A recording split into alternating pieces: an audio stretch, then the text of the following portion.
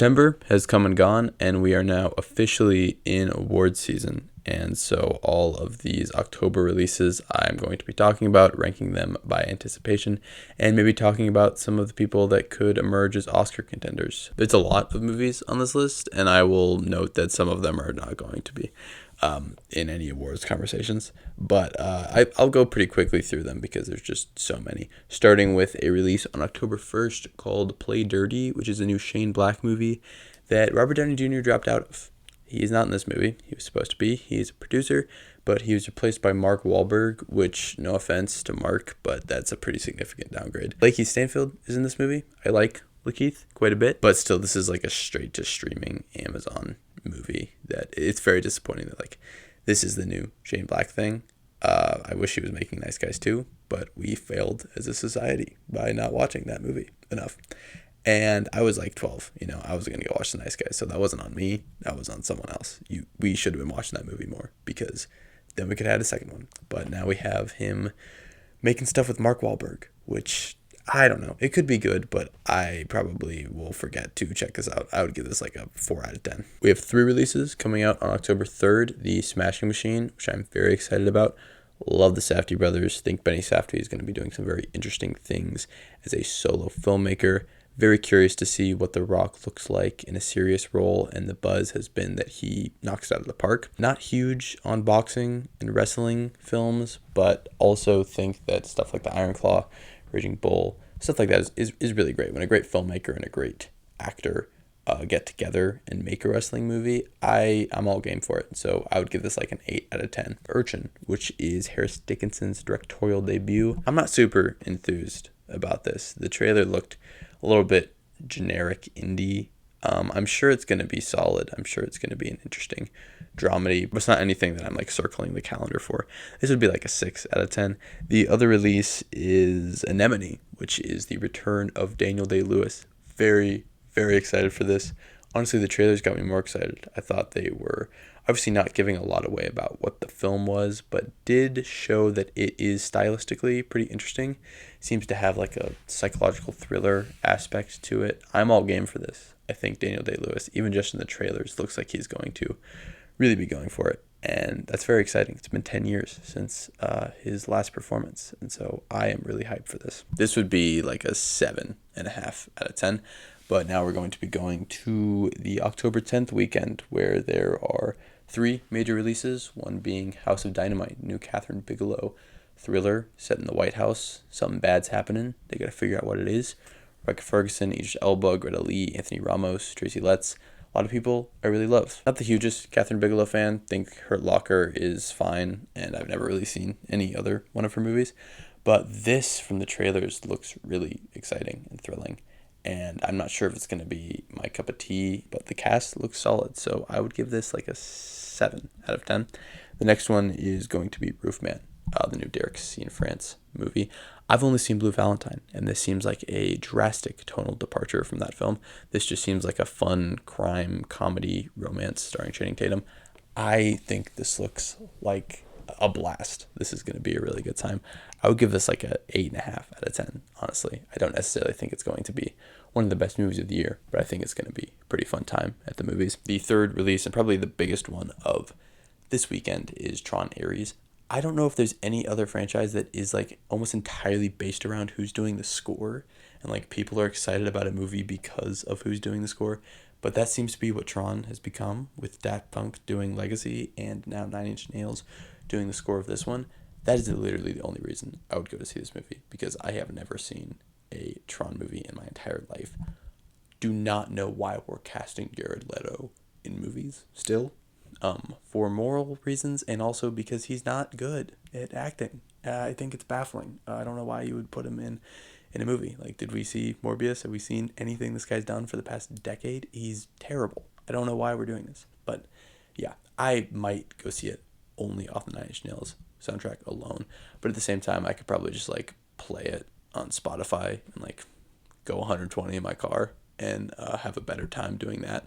So I would give this like a 3 out of 10. 2 movies coming out on October 15th. The first being It Was Just an Accident, which is the Palme d'Or winner at Cannes. Don't know anything about this movie. I have intentionally strayed away from the trailers because I don't want to have anything revealed to me before seeing it. I want to go in completely blind. And as a result, I can't really base my excitement on this on anything other than that Palm win. So I would give this like a 7 out of 10. The other one this date is Ballad of a Small Player, the new Edward Berger movie starring Colin Farrell, Tilda Swinton in this as well. Gambling, looks like he's going crazy. Love me some Colin Farrell.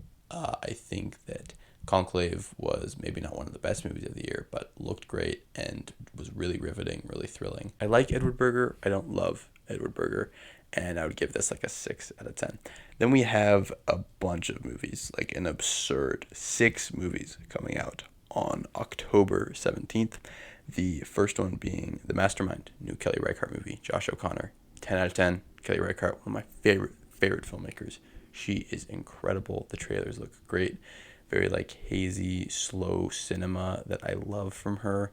And I think Josh O'Connor is going to work really well within that context. As La Chimera is another film that's like pretty slow and a lot of just like watching him do everyday things that is absolutely riveting. So yeah, very, very excited for this movie. One of my most anticipated for the rest of the year. Guillermo del Toro's Frankenstein got kind of middling buzz out of the festivals. I'm not the biggest Del Toro guy. I think all of his movies are at least pretty good, but none of them have absolutely blown me away.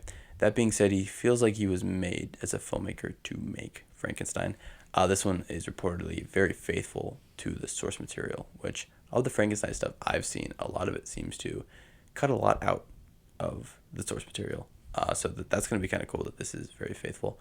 Very curious to see what Jacob Elordi is doing here as Frankenstein. Other than that, I'm not super hyped for this, but we'll definitely be checking it out, hopefully in the movie theater. I would give this a 6.5 out of 10. Next, we have After the Hunt, the new Luca Guadagnino movie, Julia Roberts, Io Dibri, Andrew Garfield, Michael Stuhlbarg, Chloe Sevigny, and I don't know, this got like pretty bad reviews out of Venice, and as a result, my hype died a little bit. But if you saw my best director ranking from several months ago, Luca Guadagnino was number 1 on that list. He is my favorite filmmaker working right now. I would watch literally anything that he does at this point. This doesn't seem to be in his wheelhouse, but I am still curious to see what he does with this sort of subject matter and this sort of story. I would give this like a 6 out of 10. Black Phone 2, also coming out on October 17th. Why are we doing a Black Phone 2? I don't really know. Great to see Ethan Hawke, I guess, but I'm going to see him in a Richard Linklater movie that I'm going to be talking about in like 5 minutes, and I would much rather see him do that than Black Phone 2. It seems like it's going for like Nightmare on Elm Street, which is very different from the original. I'm not going to watch this. This is like a 3 out of 10. And the last movie coming out on October 17th is Good Fortune, Aziz Ansari's directorial debut, I'm pretty sure. First feature film that he's directed and written this as well, starring in it Keanu Reeves, Seth Rogen, Keke Palmer, Sandra Oh. This movie looks genuinely really funny. I think comedies have been great this year. Seth Rogen, obviously, kind of on a hot streak after The Studio. Very excited to see Keanu Reeves in a comedic role. And the concept isn't great, but it looks at least vaguely interesting. So this would be a 6.5 out of 10. 2 movies coming out on October 24th, at least 2 that I'm excited about. One being Blue Moon, the aforementioned Ethan Hawke and Richard Linklater collaboration. Something about Oklahoma, some play. I don't know. I don't really know what Oklahoma is. I've heard it's a big deal in like the theater kid range. But Ethan Hawke and Richard Linklater, great. One of the best director-actor duos, really, of all time. This seems to be them meditating on art and life and legacy, something I always love to see older filmmakers doing. And yeah, Margaret Qualley in this movie as well, Andrew Scott, which is very exciting. I'm game for this, even if I don't really know who these people are, and seems to be about a subject matter I am both not familiar with and not particularly interested in. But I think Linklater could get me interested in anything. One of my favorite filmmakers. This is like a 7 out of 10. Deliver Me From Nowhere, also coming out on the 24th, the new Bruce Springsteen movie about the making of Nebraska. I had never heard Nebraska, and then this trailer came out in the summer, and I was like, what is Nebraska? Just check that out. And then I listened to it. One of the best albums ever. Incredible stuff. Jeremy Allen White in this movie playing Bruce Springsteen. Jeremy Strong as well. 2 of my favorite actors that feel like they're they're coming for like some of the best actors in film after, they've been doing TV for a while. I'm not expecting much from this. I think musical biopics are pretty formulaic and pretty bland nowadays. But like, if we get a good Jeremy Allen White performance out of this, and we like get him singing some good songs and doing a Springsteen impression, that's like enough for me. This is like a 5.5 out of 10 though. Not expecting anything great, but hope that it at least, has some heart to it, has some soul to it, and gets to the great stuff about Springsteen as an artist and the great things about Nebraska as an album. October 29th is Hedda, which is a new Nia DaCosta movie. Tessa Thompson is in this one. Nia DaCosta is weird because, Candyman was her debut. Thought visually it looked really great. And then she made The Marvels, which is like, getting a paycheck, but not like super exciting. And then with Hedda, she feels like she's going for like almost a prestige period piece. But then next year she's also doing the new 28 Years Later, which is like her going back to horror. I don't know what she's doing. I don't know if she's a director for hire. I don't know. But like with Candyman, I didn't love that movie, but I saw something in it. I saw something in her as a filmmaker that made me a little interested in her. That being said, this movie does not look very interesting.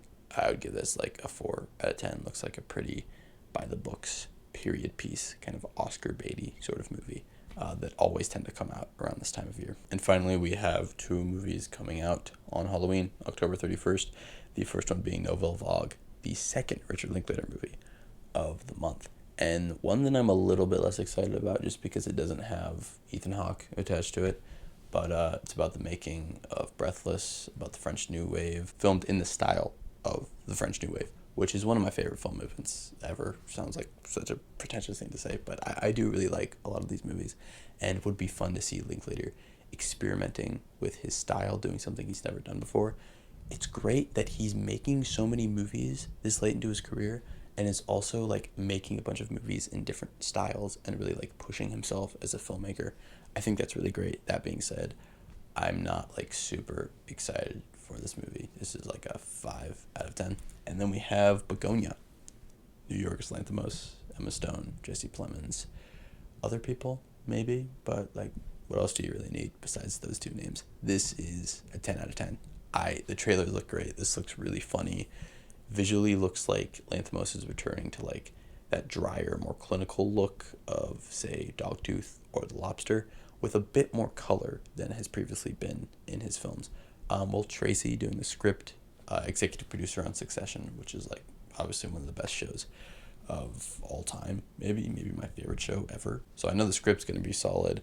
I've heard this is a remake of a Korean movie from the 2000s, which I'm not going to watch, but knowing Korean movies from the 2000s, like Oldboy, I'm sure this is going to be bonkers and like right up Lanthimos' alley. Looks very, very funny, looks very strange, and looks like Emma Stone once again just going crazy in the Lanthimos movie, which is always fun to see. I would be fine getting one of these a year for the rest of time, even if I wish that Emma Stone would maybe like branch out and work with more filmmakers, because it feels like she's just like one of the greatest actresses in the world right now, and yet is like solely working with one person.